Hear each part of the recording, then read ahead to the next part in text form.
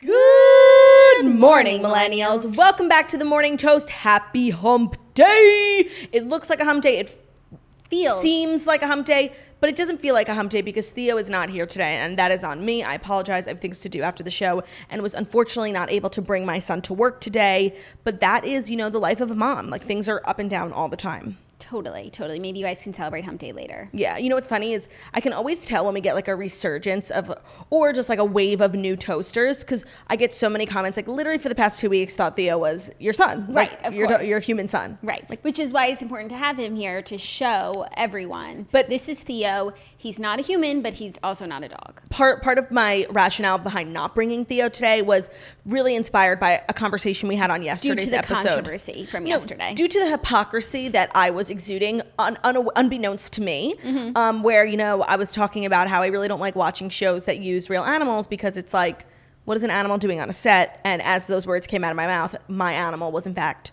on a set. Now, yes. Your what? Technical animal. So, I don't know. Maybe there's going to be some changes.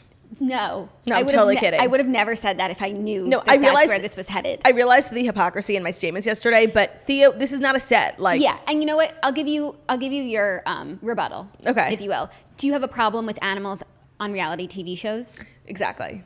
Or no. Like, if let's say Jessica Alba is starring in a movie and she brings her dog to set, like, and hangs out in the trailer, I think that's okay. Yeah. No, but I understand what you're saying. So if anyone tries to come for you, just say, I don't have a problem with animals on reality TV shows. They're in their element, and we're just watching them in their element. Okay. But I'll have to figure out, what to do for hump day when Theo's not here. So I just think you should watch your back after the show. Very fair. Thanks for the warning. You got it. So it's Wednesday. It's hump day. That means we have a fabulous show as always, but we also have our favorite segment, Dear Toasters, which is our advice segment. Again, if you ever want to write in, we always keep things anonymous, and the email is deartoasters@gmail.com. We've got 3 for you today.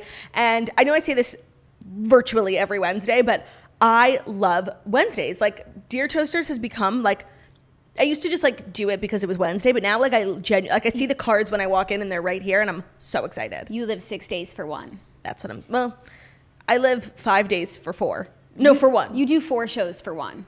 I do 5 shows for 1.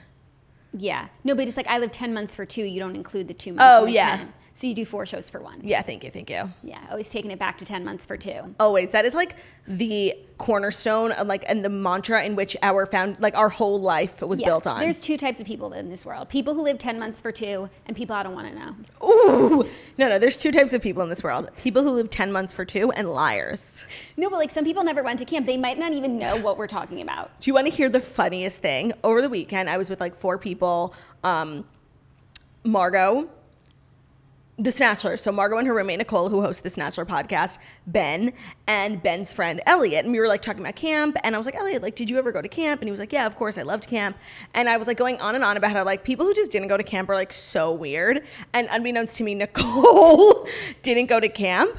And literally she made the weirdest face. I'm like, what? She's like, I didn't go to camp. I'm like, what? And then I found out she did go to soccer camp, so that totally counts. But it was it was a 3-week thing, but it counts. Yeah, that's a while ago. I was hanging out with Dana, and we were trying to teach her a TikTok dance, and the first step is kickball change. So I was like, kickball change, and she was like, what? And I was like, I don't associate with people who don't know how to kickball change. She also went to camp, and she should know what a kickball change is. Every camper who took rudimentary dance class knows what a kickball chain is. And if you were really into the dance scene in camp, you would also know what a pas de bourrée is, but that is not basic standard. A kickball change is so ingrained. Yeah. A chassé too, across the floor with your arms out. And you would have to line up in the corner and then go diagonal chassé in 2s across the dance floor. Fabulous. I mean, I used to dread after school activities that we did, piano lessons or dance lessons, tennis lessons, they were the bane of my existence. I hated them so much. And I would just love now to have a tennis lesson once a week, a piano lesson once a week, chassé across a dance floor once a week. Yeah. We didn't even know how good it was. We didn't know what to appreciate it. Kid life, childhood is really made would be better suited for adults. Yeah, I could say that about a lot of things similar to camp, which is why we started Camp Toast. Yeah, which we're not having this year, which is a loss. It's a loss. I've actually dreamed about it a few times. Good dreams, man. Good dreams. Speaking of other good dreams, not really at all. Yesterday we filmed, I think, the funniest Patreon episode we've ever done. And I know that like a lot of episodes have gotten that title. I'll tell you some of the top ones that are competing for the title. Drunk Get Ready With Me. Drunk Get Ready With Me. The spending $1,000 gift card at Barney's became like a crowd favorite. People love the Zoom happy hour, all Steens on deck. That was a good one. But I just want to say, when editing this video yesterday, I have never laughed so hard in the editing process. I probably watched the video 4 times backwards and forwards, and I was on the floor. You were so funny. You know, I'm glad you had a good time recording it because it was really like an emotional journey for me. It was somewhat traumatizing.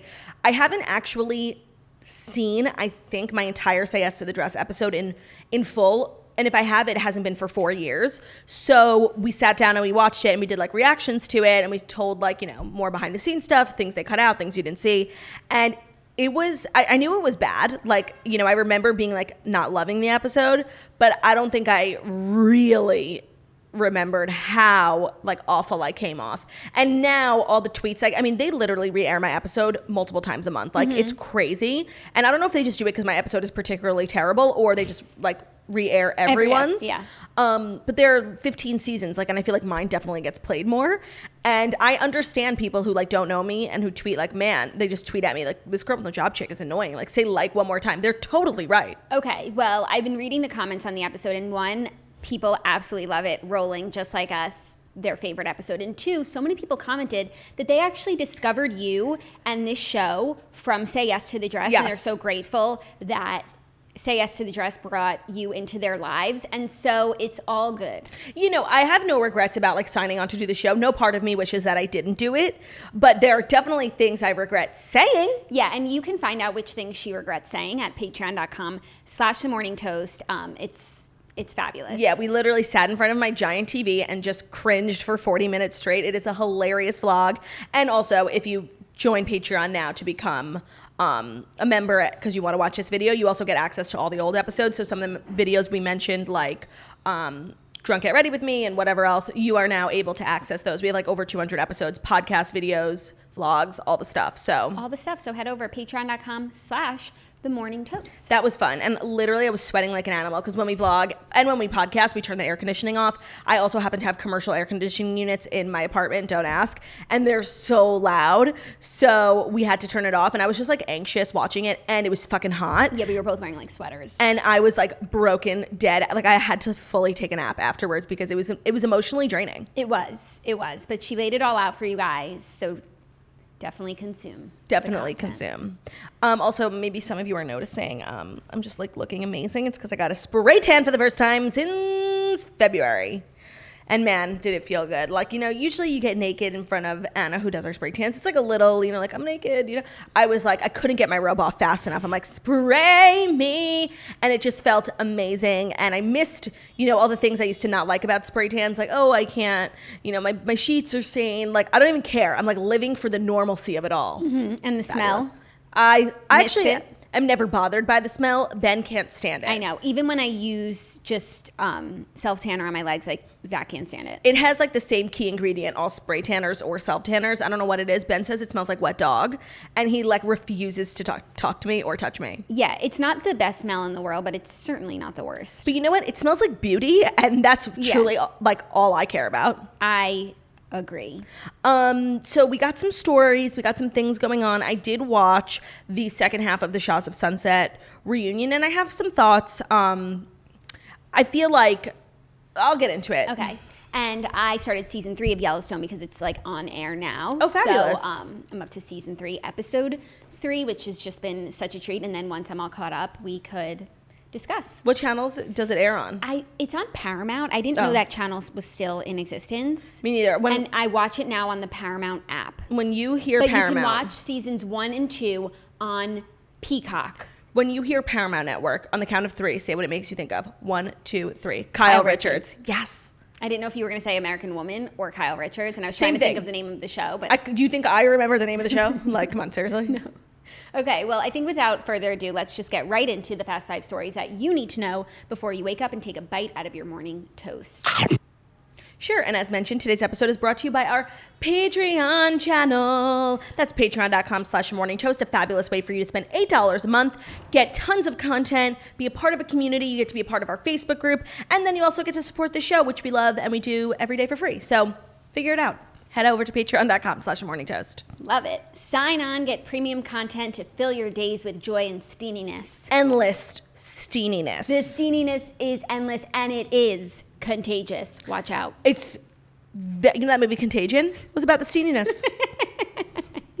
Okay, first story. Nominations for the 72nd Primetime Emmy Awards were announced on Tuesday, and it was a diverse mix with old favorites like Game of Thrones and Veep out of contention. Oh, yeah. Shows like The Mandalorian, Insecure, and Schitt's Creek received multiple nods. Wow, that's fascinating. Yeah, we'll get to this in a little bit, but Moira Rose deserves an Emmy for once and for fucking all. Was she nominated? I believe she was nominated. Oh my God, and yeah. she deserves to win the category. It's And- the last season of Schitt's Creek, and she is so worthy. Of course, but to be honest, I don't feel like Game of Thrones and Veep should have had to end for her to at least get nominated. No, she had been nominated Okay. before, but she didn't win. Netflix dominated with 160 nominations, which is a new record, as new services like Disney Plus, Apple TV also made their mark. So here are the nominees, and Claudia and I are going to cast our votes. Okay.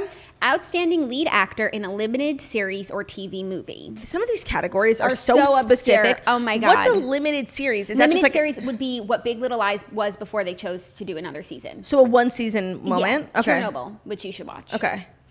Jeremy Irons, Watchmen. Hugh Jackman, Bad Education. That was a TV movie. I've heard that's actually really good, but I haven't seen it. Paul Mescal, Normal People. Oh, winner, hottie Paul Mescal, like still dreaming about him. He's got my vote. I don't care who else. Jeremy Pope, Hollywood, but Who's Jeremy Pope? I'm Googling it now. Who he plays. Hollywood was actually very good, and a lot of the actors were pretty fabulous. So Oh, he plays the writer of the movie. let me see. Oh, he was great. He was great. I wonder if Hollywood got a lot of nominations because the acting was very good. Okay. And Mark Ruffalo, I know this much is true. Never heard of it. So The Politician is not a limited series. No, because there were 2 seasons. So that'll be a different category. Perhaps. Okay, so for this, I'm totally casting my vote for Normal People. Paul Mescal was so good, and I loved him so much. Like, he made me want to just go to Dublin and fall in love with an Irishman. He was very good. I would give him my vote too. I couldn't finish Normal People. It literally took me to such a dark and depressed place. Why? And it was actually unhealthy. But the sex, it was too good to pass up, No, you guys. it was too dark. And I had read the book, so I didn't need, like, I knew what happens, and they stuck to the script really closely. So I just couldn't finish it. It was too heavy. That's crazy, because like I finished it in like less than a day, and when it was over, I was like devastated. Wow. That's crazy that you liked it more I than know. me. Like, Okay. I had my problems with the ending, of course, but whatever. Outstanding lead actress in a limited series or TV movie. Kate Blanchett, Miss America. Shira Haas, Unorthodox. She was great. Oh, she was fabulous. Regina King, Watchmen. Love Octavia her. Spencer, Self-Made. Also fabulous. Kerry Washington, Little Fires Everywhere. I think I'm gonna go with Octavia Spencer. Great story. Loved everything about it, and Octavia really brought life to the role. I completely agree. Outstanding lead actor in a comedy series. Anthony Anderson, Blackish. Don Cheadle, Black Monday. Ted Danson, The Good Place. Michael Douglas, The Kaminsky Method. Eugene Levy, Schitt's Creek. Rami Youssef, Rami. I gotta go with you, Mr. Eugene Levy and Schitt's Creek. It's the show as a whole, even though Johnny Rose. I don't have a horse in this race. Yeah. Of those shows, I think that maybe Schitt's Creek is the only one that I watch. Right. But I don't think that makes Eugene Levy the winner here. I haven't seen the other shows, but I'm sure They're better. he's not, to me, he's not the best part or even like the top 5 best things about Yeah. Schitt's Creek. He's honestly really fucking annoying. So I don't have a vote here. Yeah, me neither. Outstanding lead actress in a comedy series. Christina Applegate, Dead to Me. Oh, she was very good. Rachel Brosnahan, The Marvelous Mrs. Maisel. Also excellent. Linda Cardellini, Dead to Me. Very good. Catherine O'Hara, Schitt's Creek. Oh, this is a tough category. Issa Rae, Insecure. Ooh. And Tracy Ellis Ross, Blackish. Oh my God. Honestly, Any one of these women could win. agreed. This, by the way, that's really tough. Yeah, but for me, I think Moira Rose, considering it's the last season, but that's not a reason to win, but she's been worthy every season. Of course, I agree, but it's it's not an easy win. Like, this is not by any means going to be a landslide. Like, that's really, every single person in that category, like, dominates their show. That's really hard. Yeah. Okay, outstanding lead actor in a drama series. Jason Bateman, Ozark. Sterling K. Brown, This Is Us. Steve Carell, The Morning Show. Brian Cox, Succession. Billy Porter, Pose. Jeremy Strong, Succession. I don't watch any of those shows, so I'm just going to go with Billy Porter because I would like to see him giving a speech as opposed to any of those other people. That's a great reason, too. I think so, too. And, like, the look he'll provide for us, it's multidimensional, the reasons why I think he should win. Yeah. Beyond his performance, which I'm sure was great. I never saw it. Yeah, I agree with you there. Outstanding lead actress in a drama series. Jennifer Aniston, The Morning Show. Olivia Colman, The Crown. Winner, chicken dinner. Jodie Comer, Killing Eve. Laura Linney, Ozark. Sandra Oh, Killing Eve. Zendaya, Euphoria. Ooh. Mm-hmm. You know, of those shows, I only watched The Crown, and I actually think Olivia Colman did an amazing job as Queen. After Claire Foy, which I feel like is not an easy, like, people aren't gonna like you. They've gotten used to Claire Foy. Like, it was a disruption amongst, and honestly, I remember being like, who the hell is this? But I think she was fabulous, and I really, really like her. But I think Zendaya could get it. My vote is for Olivia Colman. Yeah, I don't know. I haven't watched enough of the shows to say that I think Olivia Colman was really good, and I agree with what you're saying, but I might feel that way about Killing Eve too, right, if I took the time to watch it. Yeah. Which I've heard it's really good. Yes. Outstanding reality competition series. Oh my God, reality shows can win Emmys? Competition, yes. The Masked Singer. Nailed It. RuPaul's Drag Race. Oh. Top Chef and The Voice. RuPaul's Drag Race, may the best woman win. I mean, RuPaul's Drag Race literally created... I can't even go into what RuPaul's Drag Race has done because it's such a phenomenal show and they just keep elevating themselves. You know, the rest of the reality competition shows need to meet RuPaul up here because they're still here. No doubt in my mind. There's literally no question. Outstanding variety talk series. Daily Show with Trevor Noah. Full Frontal with Samantha Bee. Jimmy Kimmel Live. Last Week Tonight with John Oliver. Late Show with Stephen Colbert. I literally hate every single one of these shows. I truly could care less. No, like, I literally hate every single one of these shows. Like, and I've never seen a minute of any of them. I just know that, like, they're not funny. Yeah, no. I hope they all you know what? lose. They're not outstanding. No, not. And what about, like, Watch What Happens Live? I completely agree. What about the morning toast? Like, well, you know? Yeah. I think you have to be on a network. I don't think we would be in this category anyway. Nightly Pop. Like, you know what I mean? Nightly Pop. To me, these are such antiquated shows. Like, Jimmy Kimmel, really? Again? Like, come on. Come on.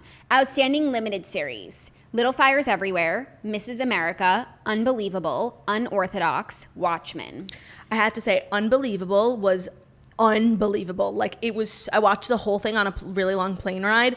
It was incredible. And I didn't even know what it was about and, like, the way all the stories ended up connecting. But Unorthodox was also sensational. I'm going with Unorthodox because I think that and I haven't seen everything here, but the way that it was done and the recreation of, you know, that community, but also the Yiddish speaking. That's what I was going to say. Every facet of it was just unbelievably well done. They literally wrote a show that's in like a dying language. No, it's a forgotten language. Yeah. It's dead. I don't think it's dying. Like, it's pretty much dead. I just am being hopeful. No, I know. Like, me too. It was incredible. Yeah, I think Unorthodox as well. Also, I just want to say Little Fires Everywhere, like, is getting some nominations here. I guess people were upset that Reese was snubbed for the nomination. I really thought the show was absolutely nothing of the sort. And to add to that, I don't think Reese was much of the sort. Like, I honestly agree with her not getting nominated. Yeah, and I think it's like it's gotten nominated because it was made. Right. But, you know, but that's not enough of a reason. No, I literally was, like, so on board and excited, and I didn't even finish it. Like, that's how not good it was. Yeah. Outstanding comedy series, fun category. Curb Your Enthusiasm. Winner. Dead to Me. Also good. The Good Place. Insecure. The Kaminsky Method. I feel like that show wins every year. Yeah. The Marvelous Mrs. Maisel also wins every year. Schitt's Creek and What We Do in the Shadows. Well, this is the first year that I actually have watched The Marvelous Mrs. Maisel as opposed to just, like, talking shit about it with never having seen a moment of it. So do you agree with all of the accolades it has received? 1000%. It is a fucking sensational show. Like, really, really, truly remarkable. Like, the way they've really recreated New York in I think it's the 50s or something. It's unreal. Some of the Jewish tropes are, like, a little overt for me and border on a little, like, offensive, but It's really, really sensational. But the winner here is so clearly Curb Your Enthusiasm. Like, how anyone thinks any of those shows are funnier than Curb Your Enthusiasm, like, doesn't know comedy. Yeah, I just am also pulling again. I'm just a broken record. Schitt's Creek. It deserves to win an Emmy. Is it in that category? It's in that category, and it was the last season. And I don't know what Emmys they've won in the past, but like they deserve to go out on this high. You know what it is? It's and that I can't even speak because I haven't watched the last season yet, and this is like awards for the last season. Because I'm saving it for like a day when I need it, you know? And I love to have things to look forward to. Me too. Like, do you think they get rich again in the end? And then like decide to stay in Schitt's Creek? Oh, I have no idea. That's what I think happens. I haven't thought about how it might end. And then they like build a mansion on a hill in Schitt's Creek. Oh, that's really cute. And like give back to the community. Oh my God, I would love that. Me too. Okay. Wow, I never thought. Now like Johnny's accountant uncovers like a offshore account. Yeah. I never thought about how it might end. Yeah. Okay, an outstanding drama series. Better Call Saul, The Crown, Handmaid's Tale, Killing Eve, The Mandalorian, Ozark, Stranger Things, Succession. I mean, I only watched The Crown and what was one right after it? Handmaid's Tale. Absolutely not. Absolutely not. You should not be awarded for terrorizing people and haunting their dreams. Absolutely not. I think it sends a bad message. So I'm going to say The Crown because that's the only one I watch. Yeah, I think The Crown is outstanding. I've tried to watch Succession now 3 times, and I could not get past the second episode. So, but I know people love it and that it's so good, and I think they had like a really great season, so I feel like they might be sweeping. But I also think that The Mandalorian, though I've never watched it and never cared to, it brought Baby Yoda into our lives, and that has become such a cultural staple. I think the Emmys need to consider that when making their decision. Of course, cultural implications should hold value. Yeah, they should. And I hope that the Academy addresses that. Baby Yoda is the ultimate camper. Big time. Big time camper. Huge. So those are the major categories. Those are the nominations. Those are our thoughts. And what I'm realizing is I do not have any horses in this race. I do not watch award-winning television. Yeah, you know what, though? What's so interesting is I really feel like the Emmys, for a while, were like the lowest of the EGOT? On the totem pole, it's just like Emmys. And there really wasn't that much competition. There were a couple like really, really good TV shows, but it wasn't like every category was stacked. And I just feel like so many like major stars have really invested so much in TV. That's due to streaming services. Yeah. Because of the major contracts that they're getting, the money, resources that they're putting behind it. It's not just now you have to have a show on. It used to be like the silver screen versus the small screen, but now it's just all one screen. And now when you have like limited series, that's kind of like in between a movie and a television show. The lines are really getting blurred, and I agree that premium content is coming out via television with like mega stars, and it's due to what the streaming services can offer them in terms of distribution and a big paycheck. So I just think it's honestly, I used to like skip the Emmys, but it's becoming a real staple in my year. I think that the Golden Globes are the lowest on the totem pole because they're just like the junior Oscars, and they're both TV, and it's like if you're on TV, you really want to win the Emmy, like, you know? Yeah, I guess it's the one that bridges both TV and movies, but and I think a little music as well. I love a little music. Me too. Okay, next story. Some really exciting news that put a smile on my face because we take the positive news that we can get in terms of moving forward. Okay. Real Housewives of New York is set to film an in-person reunion next week. I saw this. Like, this is so exciting, obviously, for the content, but just for what it means for where we stand in terms of moving forward in this pandemic is fabulosity. Yes, and of course I want to be positive, but like, of course it has to happen with like literally the worst cast of New York. Like, why not Beverly Hills? Like, the season, they just filmed it a week ago. You're so right. I know. So it's like if they had waited 2 weeks, I don't know, but LA is still behind me. You have to think every state is so different. LA still is behind. Andy is in New York. Yes. So I wonder, I'm assuming that factored into the decision. I mean, that's so exciting. And I'm sure they'll limit like hair, makeup. I'm sure not every housewife can have like a million stylists. Like, I'm sure it's like 2 people per housewife. Yeah, or maybe everyone has to show up ready. Oh, that would be a good idea. And like they'll have one on-set makeup artist and hair artist to touch up. Yeah. Yeah, there are ways to go over the mask lines. Yeah, there are ways to do it, and I feel like honestly, when I was reading Andy's book, like for so long the reunions were such a clusterfuck, and so much information was getting leaked because there were tons of people in everyone's dressing room. There's 10 housewives, 5 people in every dressing room. That's already 50 people besides production. So I feel like whatever they end up doing will probably really benefit reunions as a whole because they have gone on far too long for being like kind of messy. Like so much information gets leaked before it even comes out. Yeah, that's true.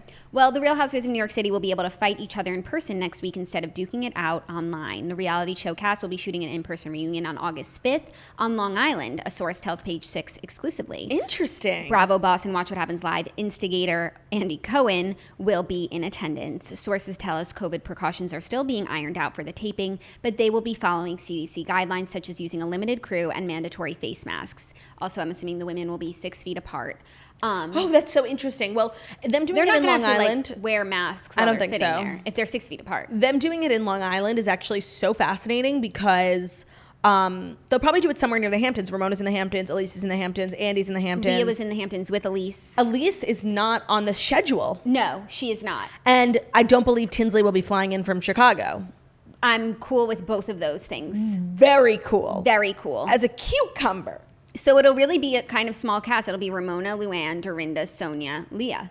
Yeah. Oh, that's 5. Yeah. Well, they have to be 6 feet apart anyway, so there's a limited amount of space, honestly. Works for me. Works for me. I'm so glad we're moving forward with like in-person reunions because while the Zoom ones have been way better than I expected, and with each one they're getting a little better. Like the first one was Atlanta, and it was good, but then with Shahs of Sunset, Vanderpump Rules, and Beverly Hills, like they get better every time, and the cameras are better, the mics are better, but nothing beats being in person. No, nothing beats it. So While I do wish it was another show, I'll this be is okay. good, exciting news. Yeah. Okay, next story, some more good, exciting news. Oprah Winfrey reveals in a new interview, she reveals a new interview show and is rethinking print future of O magazine.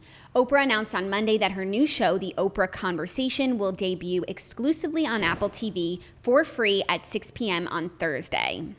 Also, she'll be refocusing her monthly magazine to a digitally centric magazine. I mean, Oprah is a maven, and working in publishing is not easy these days. And good on Oprah for having the foresight, while under house arrest to, make the changes necessary for her business. Yeah, I think a digitally centric magazine is a great call. And I think an Oprah conversation television show is an amazing call. And I also heard that they were launching a podcast. I mean, and we would welcome Oprah with everyone. open arms. She would be a fabulous podcaster. No, she's that honestly voice. like too fabulous for podcasting, which is why it needs to be on TV. Yeah. But she's the ultimate podcaster if you think about it. If I ever got to be as rich as Oprah, I would do exactly what she did. Start a magazine where I'm on the cover every month and named after me. Like, can you say genius? Yeah. Genius. This is really exciting. Hosting news, entertainment news, consumption news. Biz news. And biz news, because it's an interesting step in print publication, or lack thereof. Or lack thereof. Spooky. Quite spooky. Was that the last story? No, we have 2 more stories. Oh, wow. Yeah. So what were you looking at me like that for? I don't know. Oh, okay. Okay, are you ready for the next story? Am I supposed to say something? Am I missing something? No, you're fine. Okay.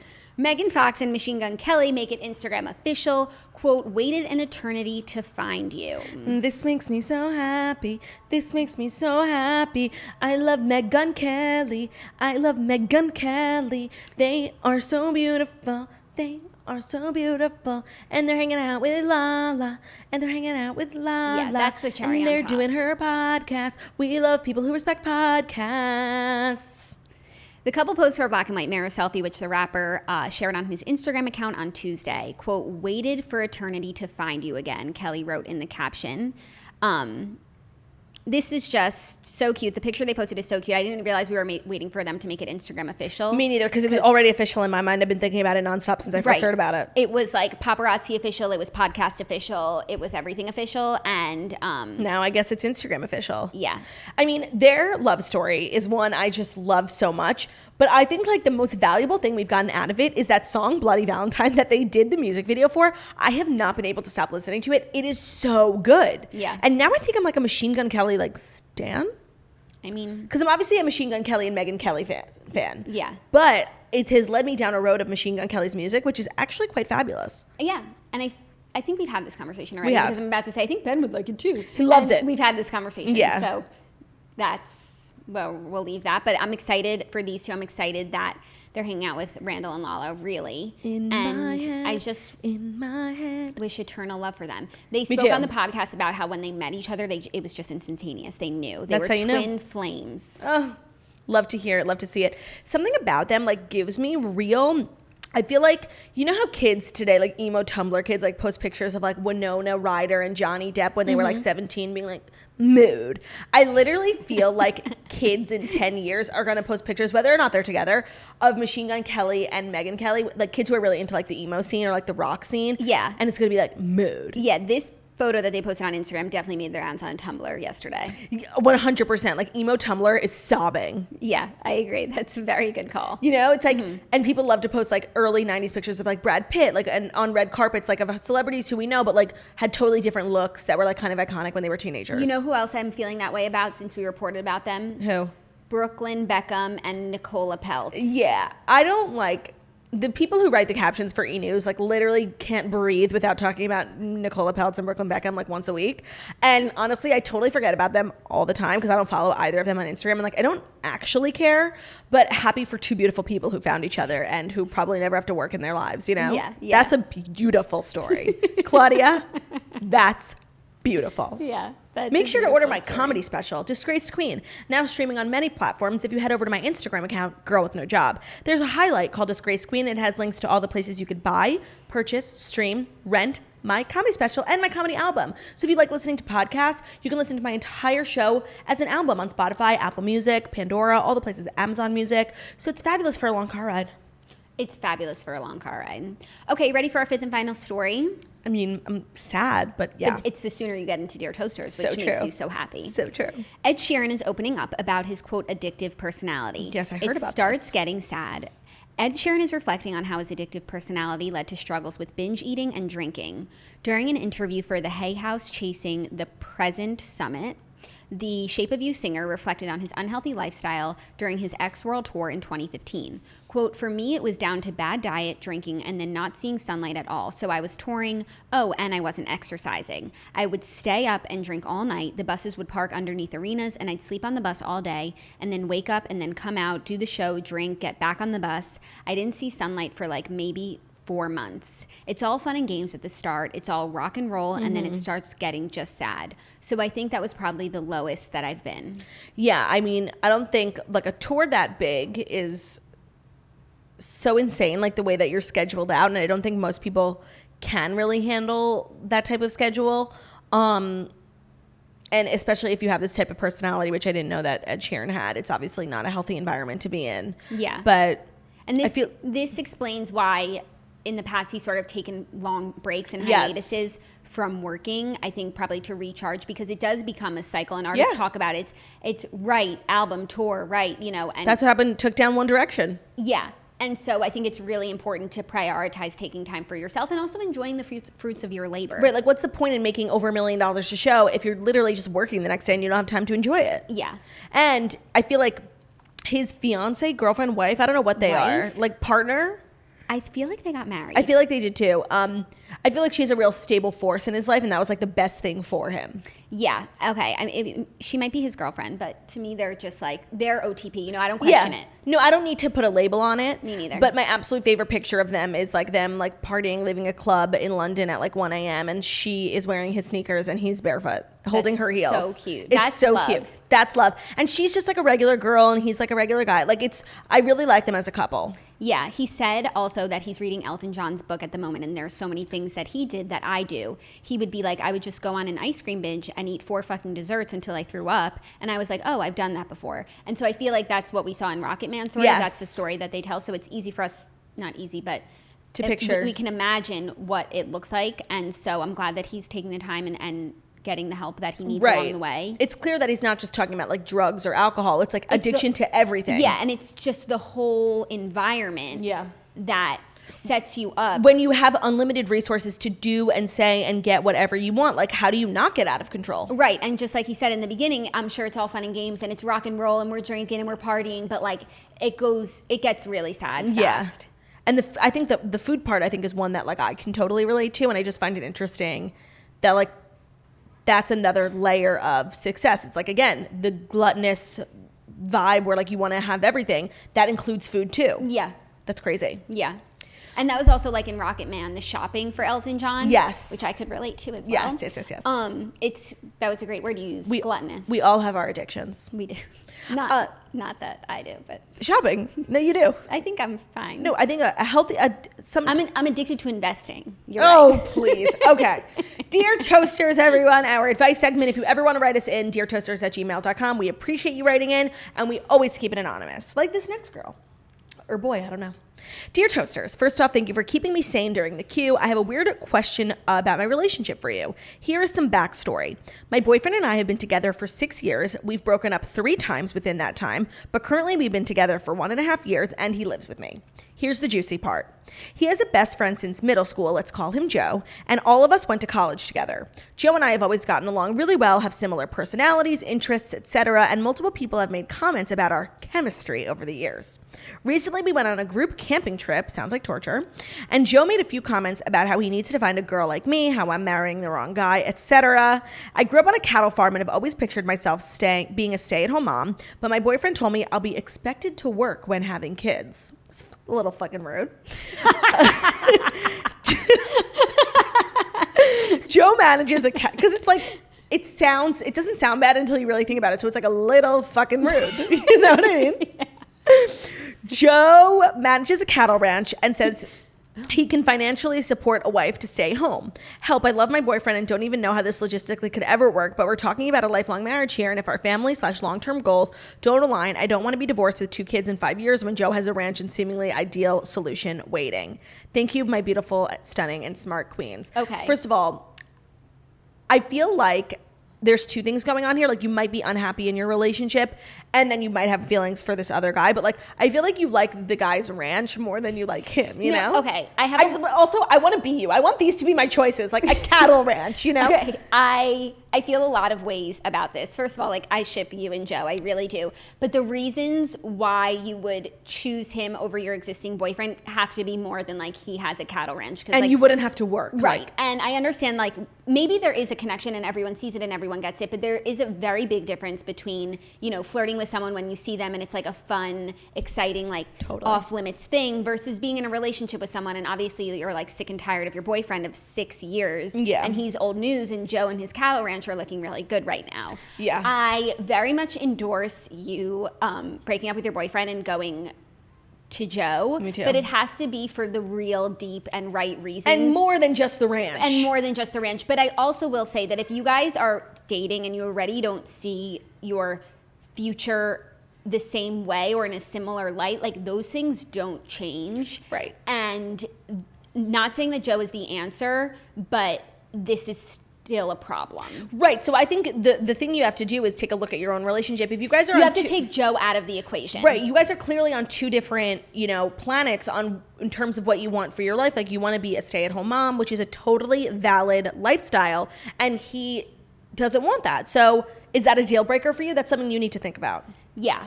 But make this decision absent of Joe. Pretend that Joe is married and happily off limits. Like, just Joe died for a minute, okay? Yeah. What is your decision in regards to le boyfriend? You need to make one decision at a time. Jackie, le boyfriend. What's that from? Come on. Friends? No! Think about it. You've seen it. It's a movie. Okay. And what about le boyfriend?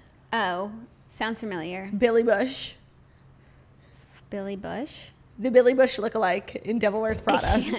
Yeah. I would have absolutely never gotten that. Next up. Oh, really? Because every time he says it, it's so cringy. It sends a chill down my spine. Le boyfriend? Just say, where's your boyfriend? Like, we're not friends. We're in New York.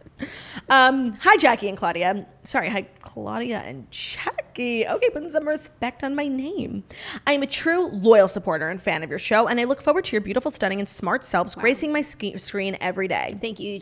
You know just what to say. I am desperate for some advice from 2 happily married gals like, she wrote myself, but I think she means yourselves.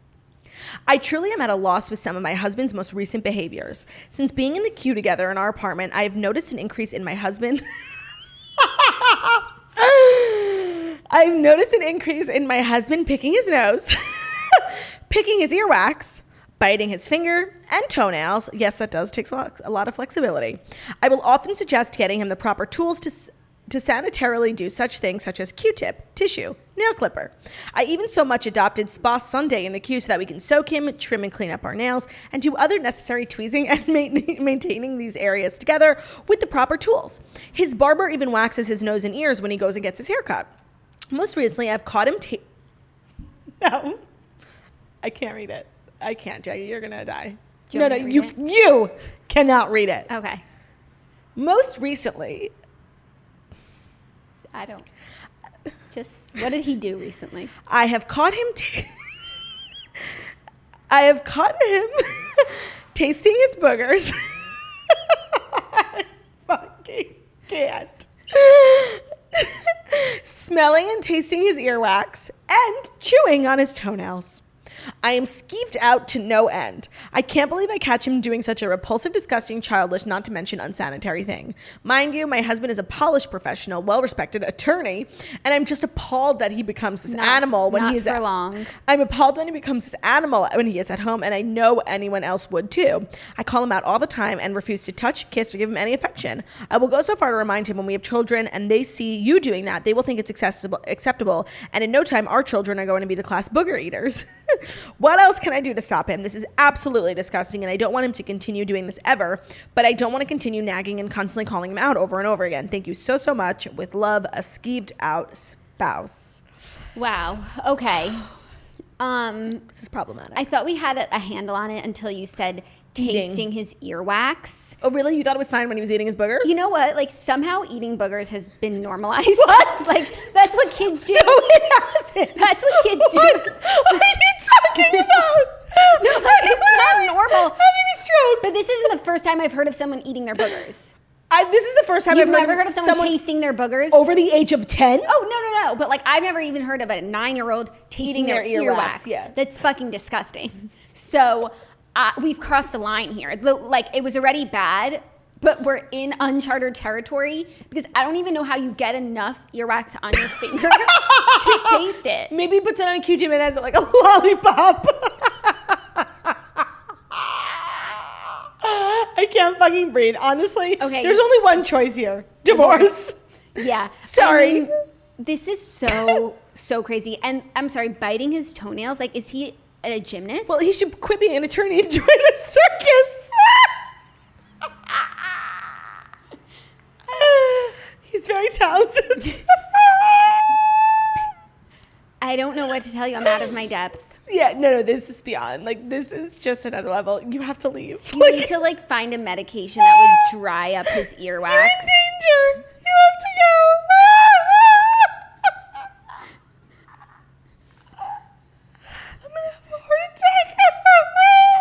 Divorce. What would you do? No, I don't know. Ben does some weird things. He's going to kill me, but like, I can't even say it. He does some weird things, but like, I've learned to love it, and he just has to wash his hands. And like, men are more disgusting. Their hands are always in their balls. Yeah, like, but there's a level that we can live with, and this is beyond that level. And I wonder what's like if you've had a conversation with him, but. I mean, these are really, really bad habits. They can be broken because, some people bite their nails and then they learn to stop. I mean, I just know this girl... people bite their toenails and then they learn to stop. This girl is 2 weeks away from, like, finding a booger wall behind their bed or, like, a collection of clippings from his toenails. This is just the tip of the iceberg. Yeah, right. No. Like, where is he putting all this excrement? Sometimes he's eating it, but sometimes he's flicking it somewhere. Yeah. Divorce. That is my... final answer. Here's what I don't get, though. Sometimes you can't help but bite your nails because it's like a reflex and you don't even realize you're doing it. But the effort that it takes to bite your toenails, it's a choice. It's a choice. No, and you can pick your nails while watching TV or even in a Zoom meeting. But like, if your foot is in your mouth, like, you can't be doing anything else. He literally has his foot in his mouth. You know what? I would never trust this guy as my attorney. Like, literally, he's a danger to society. He should be arrested. Yeah, no, this is sick. I'm so sorry. You sound fabulous. And I'm so sorry that you have to be single now. Yeah. It's terrible. Oh, man, I was just not expecting to hear that, Yeah. Okay, final one. Hey, Jackie and Claudia. Longtime toaster here who was so nervous about writing in. I haven't told anyone this, and I think I just need to let it out. I'm one of 4 children. It's me and my twin brother, who I am very close with, our older sister, who is 5 years older, and another sister who was younger than us. Because of quarantine, my brother and I are home from college, and my older sister came home from across the country and brought her longtime boyfriend to quarantine with us. Let's call him Pinky. Right around the beginning of quarantine, I went in to sneak into my brother's bedroom at 2 a.m. to get a hoodie. Wait, okay. Can you back up 2 sentences? Yeah, because I'm about to be shook and I need to paint the picture. Okay, so this girl and her twin brother. They're home from college. And the older sister and her boyfriend are home from college. Okay. Oh, Boyfriend's name is Pinky. Got it. Okay. So she went into her twin brother's bedroom at 2 a.m. to get a hoodie. Okay. When I opened his door, his being her brother, I saw him and Pinky having sex. So her twin brother and her sister's boyfriend having sex. I was in complete shock. I quietly closed the door and did not sleep the rest of the night. I had absolutely no idea my brother was interested in men at all, which is surprising because we are so close and as close as siblings could be. The next night I stayed up to see if Pinky snuck into my brother's room, and he did. So the next day I confronted my brother about it. He broke down crying. He says they're in love. I have absolutely no idea what to tell him. Apparently this isn't his first male relationship either, and he was too afraid to tell any of us. My parents are very Mormon and would most likely not support him if they knew. He also said Pinky is planning on breaking it off with my sister, but it's been 4 months and Pinky and my sister are still together, and my mother told me Pinky asked her and my father for permission to propose. I didn't tell my brother that for fear of hurting him. Next week, my sister and Pinky are leaving to go back to their home. I need your help. I don't want to out anyone. If I tell my sister what's been going on, then she'll tell everyone because that's who she is. Do I let my sister marry a cheater, or do I ruin my brother? Or do I do nothing? Sincerely, a toaster who just wants to be a good sister. Wow. There's so many elements here. I mean, so many. I understand why she hasn't told anyone and how she doesn't know how to navigate it because there are so many different things happening here. Yeah, I feel like my instinct would be to protect my twin brother, who's obviously in a very vulnerable state, being in the closet and in a very religious family that probably wouldn't, she said, accept him. So like whatever steps I took would be ultimately to protect my twin brother, I think. Like, your sister will get her heart broken, but, like, that's pales in comparison to what Pinky could go through. No, not Pinky. You can't let your sister marry him. Of course not. So I think you talk to your brother about talking to the sister about it, them together. And if you can get him to do that, then that would be great. If you can't, I think that you have to tell your sister that Pinky is cheating on her, but not say with who. Right. And hopefully you guys have a good relationship and she trusts you. Like, if you came to me and said that my partner was cheating on me, you cannot tell me, like, how you know or who it is, but just... But I would believe, like, you would have to just believe me. But that I would just have to believe you. Like, I would believe you. Yes, of course. Also, there's the route of this sister going straight to Pinky and being like, I know, I refuse to let you marry my sister. I'll blow this whole fucking shit up if you don't break up with her.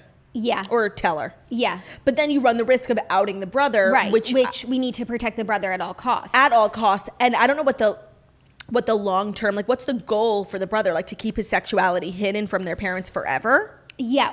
And also there's the element that he is in love with Pinky. Ugh.